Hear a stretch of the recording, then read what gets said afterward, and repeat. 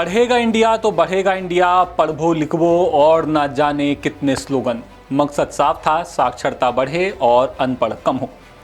लेकिन आज हम आपको छत्तीसगढ़ के साक्षरता अभियान की वो कड़वी सच्चाई दिखाएंगे जिसे देखने के बाद आप दंग रह जाएंगे।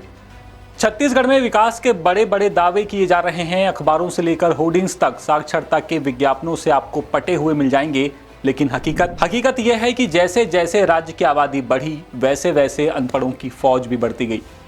बस्तर से लेकर सरगुजा तक के दूर दराज गांवों में प्राइमरी स्कूल तो खुल गए, भारी भरकम बजट भी पानी की तरह बह गया।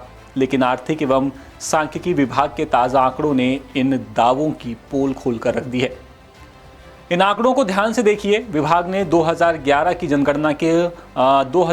जनगणना को आधार मानकर 1 मार्च 2026 तक का जो अनुमान लगाया वो काफी डरावने वाला है। साल 2011 में छत्तीसगढ़ में निरक्षर लोगों की संख्या थी 1,01,65,276 और साल 2026 में अनुमानित संख्या हो गई है 1,42,52,902। यानी अनपढ़ कम नहीं हुए बल्कि बढ़ गए। यानी आंकड़े बताते हैं कि लगभग 15 साल तक राज्य में निरक्षरता दूर करने के लिए जो काम किए गए, जो हजारों करोड़ रुपए खर्च हुए, उसके बाद भी निरक्षरों की फौज छत्तीसगढ़ में 3% बढ़ गई। और वो भी तब जब गांव-गांव के स्कूलों में वहाँ पर स्कूल मौजूद हैं, वहाँ शिक्षा का अधिकार यानी कि RT लागू है। और उससे भी हैरानी की बात तो यह है कि रायपुर और बिलासपुर जैसे शहरों में भी निरक्षरता बढ़ी है। बिलासपुर में निरक्षर लोगों की संख्या 5,93,000 से बढ़कर 6,61,000 के पार पहुंच गई, जबकि कबीरधाम में अनपढ़ों की संख्या 4,08,000 से बढ़कर 5,12,000 तक पहुंच गई है।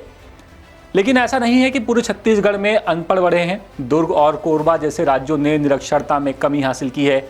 दुर्ग में 60,000 निरक्षर कम हुए। विशेषज्ञ जो हैं इस मामले में ये कहते हैं कि ये स्थिति सिर्फ जनसंख्या बढ़ने का परिणाम नहीं है, बल्कि सरकारी नीतियों में क्वालिटी कंट्रोल की कमी इसका एक बड़ा मामला है। स्कूलों में होने वाले ड्रॉप आउट, पलायन करने वाले परिवारों के बच्चों की शिक्षा का अभाव, ये सारे फैक्टर्स छत्तीसगढ़ में मौजूद हैं जो शिक्षा को प्रभावित कर रहे हैं और जिसके चलते छत्तीसगढ़ में आज भी निरक्षरों की संख्या लगातार बढ़ती जा रही है। तो कुल मिलाकर के सरकार जो भारी भरकम बजट योजनाओं पर खर्च कर रही है, शिक्षा पर खर्च कर रही है, उस योजना का, उस बजट का ज़मीनी स्तर पर कुछ परिणाम देखने को मिले, तब जाकर के कहीं हम कह सकते हैं कि वाकई में छत्तीसगढ़ आगे बढ़ रहा है, छत्तीसगढ़ पढ़ रहा है। फिलहाल इस खबर में इतना ही। अपडेट्स के लिए आप बने रहिए द सूत्र के साथ। नमस्कार। लेटेस्ट,